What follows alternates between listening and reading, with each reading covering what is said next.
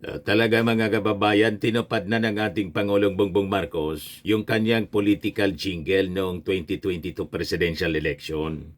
Yung bagong Pilipinas, bagong mukha. May prinsipyo, may isang salita.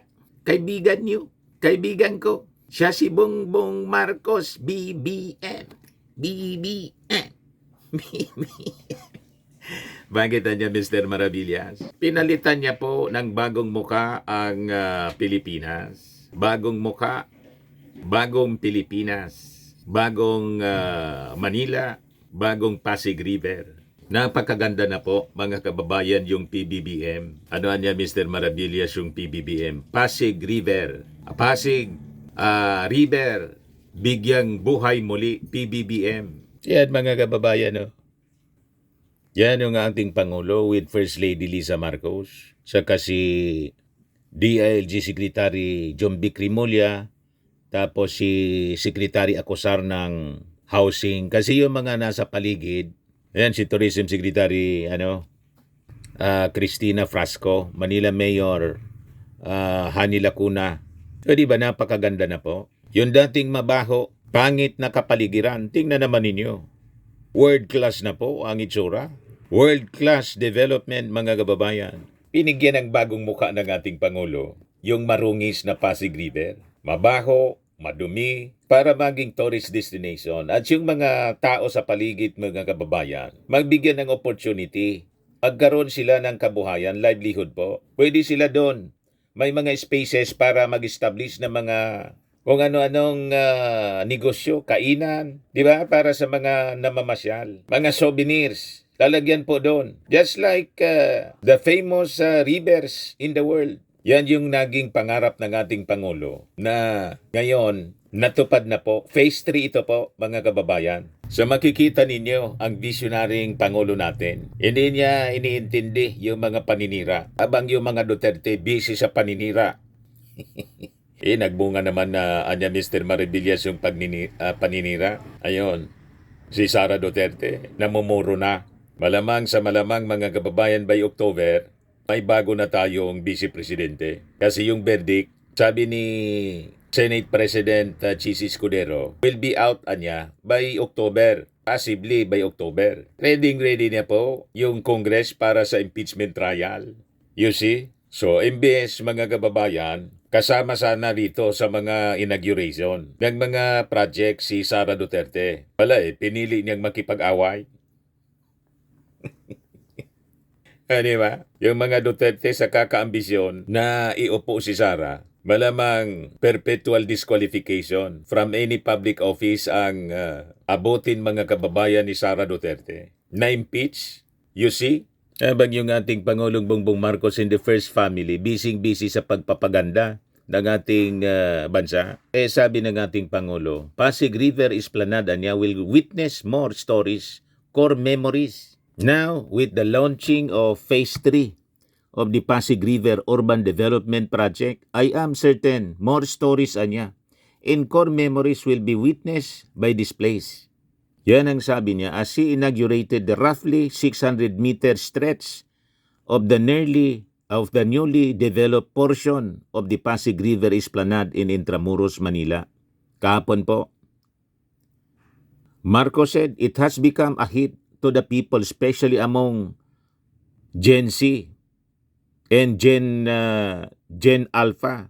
He also candidly mentioned how the scenic Esplanade became a favorite venue niya para sa mga marriage proposals that he expected Housing Secretary Jerry Acosar to report such statistics. Naging destination po ng mga magkasuyo. Doon sila nagpo-propose ng marriage proposal kasi very scenic siya. O di ba po? Napakaganda. So sabi ng ating Pangulo, daily so many people come and they enjoy the palisade. They enjoy the walkway. The only statistics that I've been looking for that no one can tell me how many people have proposed in the walkway and have become betrothed or have been eventually gotten married. Sabi ng ating Pangulong Bongbong, naging mga mag-asawa dahil sa dating at pinili nila mga kababayan dito sa Esplanade kasi napakaganda po. Balitang-balita niyan, ang dami talagang nagpo-propose dahil napaka-romantic daw ng binyong ito. I was happy and a little surprised to know that the Esplanade has become an instant hit among Gen Zs and some Gen Alphas who use it as a backdrop for IG stories and for TikTok, sabi po ng ating Pangulong Bongbong. Biglang sumikat po yung Esplanade dahil sa napakagandang project na ginawa ng ating Pangulo at ni First Lady Lisa Marcos. You see, bagong Pilipinas talaga. So kailangan natin bagong pananaw, bagong Pilipino, bagong Pilipinas. Yung mga lumang Pilipino, yung mga mapanira na mga Pilipino, lumang Pilipino, yung mga nagmumura, masasama ang ugali, na pag-iwanan na mga kababayan ng panahon. Kasi yung mga ugali nila, mga uncivilized.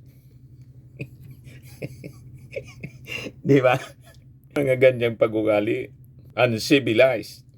Ito po, nag-ikot-ikot yung ating ini-inspeksyon ng ating Pangulong Bongbong Marcos. Kasama yung mga officials, mga kababayan, tingnan naman ninyo po. Napakalinis na, oh. O, di ba? Oh, kailangan lang po yung maintenance niyan. Yan po. Ang ganda maglakad-lakad po. Napakalinis. Yan, oh. O, di ba? Mga kababayan. Pati pala si Chis Escudero nandyan, oh. O, di ba? Pakinggan natin yung mensahe, mga kababayan ng ating Pangulong Bongbong. We started off on a happy note. Napakaganda ng background. Kinuha mo yung upuan ng First Lady. Tapos kinuha mo yung mikropono ko. Hindi na.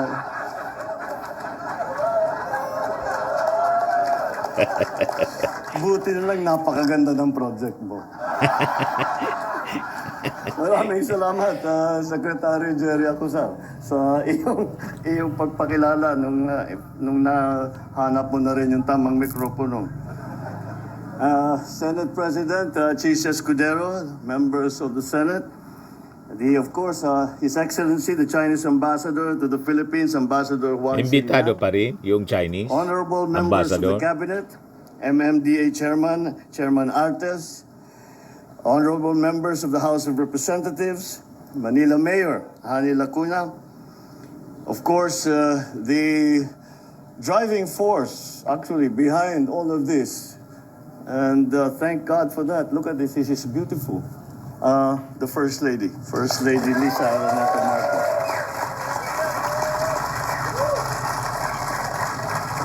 My fellow workers in government, distinguished guests, ladies and gentlemen, I suppose we can call it a good evening to all of you. Well, last week, when this event was originally scheduled, nature had its way with us and we had to postpone this event. Nature reminded us once more who is truly in charge. But nature has also taught us that patience and perseverance is rewarded. So here we are. A week later, more than ready to unveil Phase 3 of the Pasig River Urban Development Project. This river has served Manila as a lifeblood long before our generation was conceived. It has played the role in our nation's history in terms of commerce, in terms of transportation, a source of food and water. If one will read Noli Me Tangere and El Filibusterismo, Jose Rizal depicted a Pasig River that was vibrant, full of life.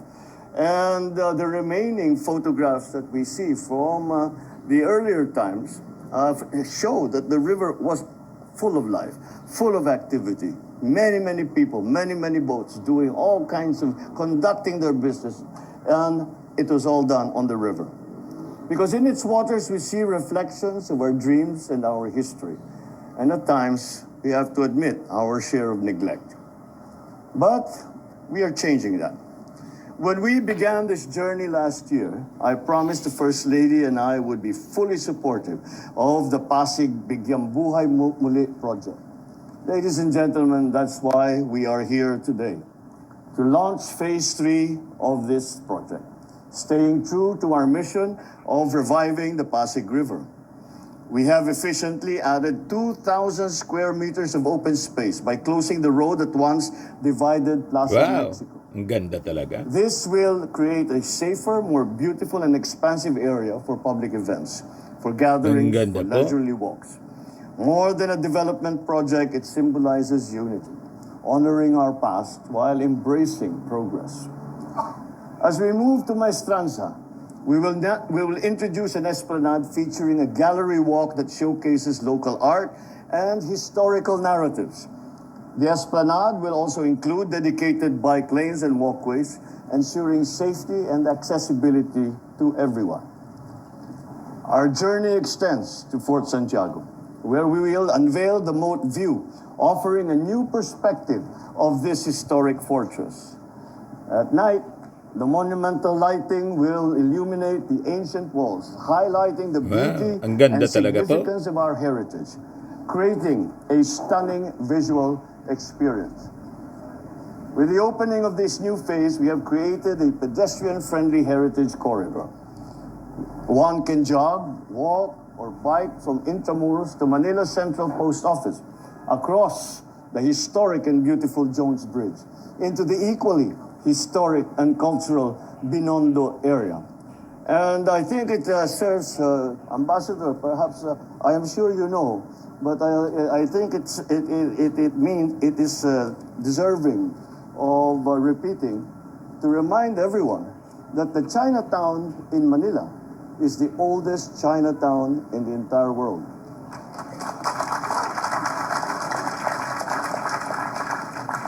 This development has also created spaces for creativity, for commerce, and for community. Following the opening of phases 1 and 2 last year, people have set up various shops along the esplanade to cater to students, to couples, to tourists, to friends, and families who have come to enjoy the beauty of Pasig River. I have been, when I walk along, Secretary pulls out all kinds of statistics, and this how many people, 500,000 people came for Chinese New Year. Daily, so many people come and they enjoy the palisade, they enjoy the walkway.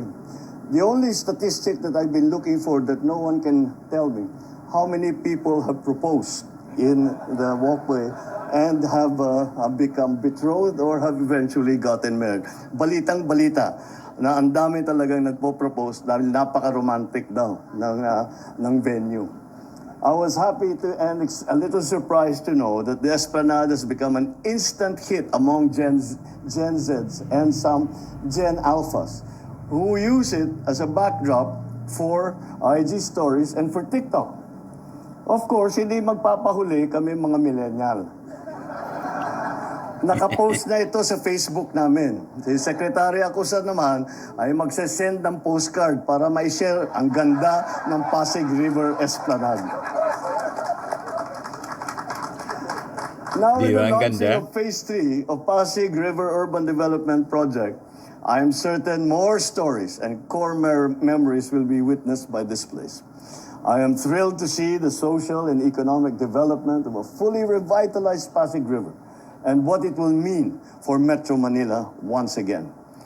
Our mission is simple, but it is difficult. To bring back the river to its pristine state, make it a vibrant waterway once again, for life, for culture, and for mobility. This milestone would not have been possible without the hard work and dedication of the Interagency Council for the Pasig River Urban Development, led by the DSUD and with its members, the MMDA and the Department of Tourism, with the Intramuros administration, the City of Manila, of course, and of course, our very important private sector allies and partners. May you continue your initiatives to expedite the development of the other segments of this project. Make our vision for Pasig River a reality. The First Lady, Lisa, and I are keeping an eye on the progress of this vital project. I am certain that her interest in history and culture has enriched this initiative, ensuring that Pasig River becomes integral to our collective identity. Mga kababayan, sa pagbabalik natin ng sigla at buhay sa Ilog Pasig, hindi lang tayo makakapag-post ng Instagrammable na photo. Mapapaalagaan din natin ang ating kasaysayan, ang ating kalikasan, ang ating kinabukasan. Sa gitna ng pagbabago ay ang bagong Pilipino na may disiplina, may kahusayan, may pagmamahal sa bayan. Patuloy ninyo akong samahan sa landasin na ito. Langhapin natin ang sariwang hangin at masdan ang mga sinag ng ilaw sa tubig. Naway lagi nating matatandaan, ito ay ating ilog. Ito ay ating kinabukasan. Sama-sama tayong bubuhayin ito. Maraming salamat at mabuhay ang Ilog Pasig. Mabuhay ang bagong Pilipinas. Di ba? Walang presidenteng nakagawa po nito. Only PBBM. PBBM, Pasig, River, bigyang buhay muli. Ayos pa?